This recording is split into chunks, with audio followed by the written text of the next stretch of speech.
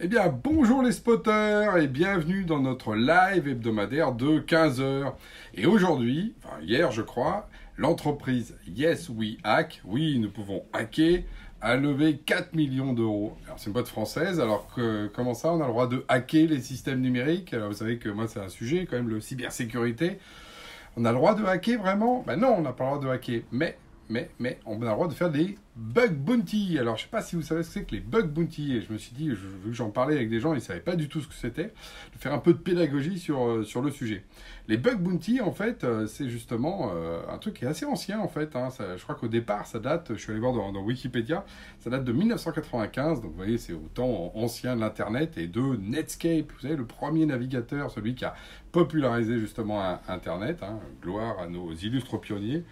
Et donc à l'époque, ils avaient évidemment, comme tous les éditeurs de logiciels, des bugs. Et voilà. Et surtout aussi des failles de sécurité. Les premières failles de sécurité, évidemment, sur Internet, parce qu'on pouvait accéder à travers Netscape, à exécuter des choses, etc. Bon, voilà, tous les problèmes de sécurité autour du monde du cyber, comme on dit aujourd'hui. Et le problème, c'est que trouver ces bugs, trouver ces failles, les corriger, c'est quand même compliqué. Donc, à un moment donné, il se trouve qu'ils avaient des fans qui, dans les forums, disaient « Bah ouais, moi j'ai trouvé telle faille, j'ai trouvé tel problème. » Et il y a un ingénieur qui a dit « Mais pourquoi est-ce qu'on n'organise pas un bug bounty, qui est un truc dans lequel on va tout simplement utiliser la communauté pour trouver des failles ?» Et c'est comme ça qu'est né ce bug bounty. Au départ, d'ailleurs, les équipes étaient... enfin, le patron, d'ailleurs, de l'ingénierie était contre. Et en fait, le projet a quand même été fait. Marc Andreessen, qui était le patron, justement, de Netscape, a dit « Mais si, on va faire ça. » Il était assez visionnaire, d'ailleurs. Et du coup, bah, ils ont effectivement corrigé plein de failles grâce à ça, grâce au travail de la communauté. Parce qu'en fait, ce qu'il faut voir, c'est que c'est un peu comme les chasseurs de primes. Vous voyez, d'ailleurs, c'est ce côté très américain, chasseur de primes. Le bug bounty, c'est qu'à un moment donné, alors, c'est pas seulement pour avoir des bounties avec un goût de paradis, hein, c'est carrément même en monnaie sonnante et trébuchante. On paye des hackers, alors hackers, justement, des hackers, ce qu'on appelle des white hats. C'est pas les méchants, c'est les gentils, pour trouver justement des failles. Et pourquoi c'est important? Parce qu'en fait, il y a deux phénomènes. Le premier, c'est que je pense que les gens ne se rendent pas compte, tant qu'on n'a pas fait un logiciel, de ce que ça veut dire de produire des milliers, des millions de lignes de code. C'est gigantesque. C'est effectivement comme le Far West. C'est immense. Et vous avez un nombre de portes, de fenêtres que vous ne voyez même pas. Alors vous ne les voyez pas parce que vous êtes dans un espace très grand. Là où effectivement, dans la vraie vie, bah voilà, il y a un appartement, il y a une porte de fenêtre, les gens ne vont pas rentrer par le toit, quoi. C'est rare. Dans le monde logiciel, en fait, dès qu'on commence à fournir une fonctionnalité, un bouton à un utilisateur, c'est une porte, c'est une fenêtre, il peut rentrer par là. Donc, à partir de là, la sécurité, en fait, elle est partout. Et ça, je pense que c'est la grande différence avec le monde réel. Justement, c'est agile, c'est plastique, mais du coup, on peut rentrer partout. Ok, point numéro 1. C'est grand, c'est plastique. Puis deuxième chose, c'est qu'on ne peut pas demander au concepteur de voir ses propres failles. C'est tout le problème d'ailleurs des problématiques de sécurité. Si je m'auto-construis moi-même, je suis moins capable de m'auto-juger. Et oui, c'est bien pour ça qu'on a des gens externes pour se coacher, se mentorer. J'en ai parlé la semaine dernière.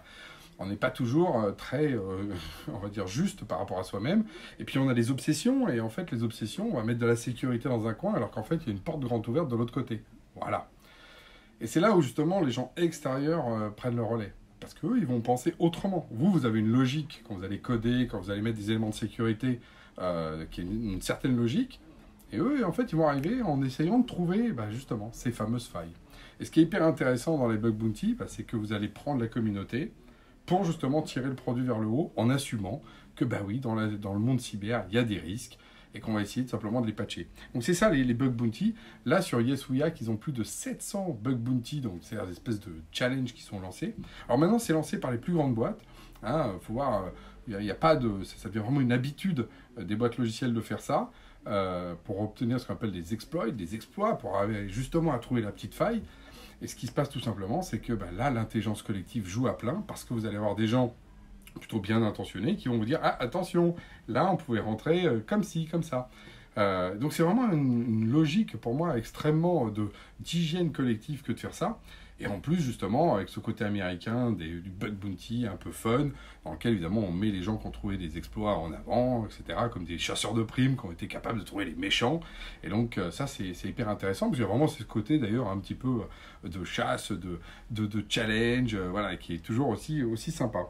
Donc, le truc qu'il faut voir, c'est qu'effectivement, le risque zéro n'existe pas, surtout vu que je vous ai parlé de ce monde merveilleux des bug bounty, face aux forces du mal. Hein. Peut-être qu'on en parlera une autre fois des forces du mal, parce que objectivement aujourd'hui, dans le business ou dans le B2C, les hackers, là pour le coup, black, qui viennent de pays divers et variés, dont on dira le nom, Chine, Russie, on les connaît, ils sont effectivement très actifs, à tel point qu'effectivement, eux, ils essayent en permanence de casser les systèmes pour piquer des cartes bleues, piquer des noms, piquer des mails, et c'est comme ça que vous avez des spams, comme ça que vous avez aussi de la tentation d'usurpation d'identité, enfin plein de mauvaises choses, et c'est en ce sens-là où on a besoin de ce travail collectif positif pour contrer les forces du mal. Vous voyez, le monde cyber, c'est un peu comme Dark Vador et avec l'histoire justement de Star Wars, mais c'est toujours le bien qui triomphe. Les Jedi sont avec les bug bounty. Sur ce, à la semaine prochaine.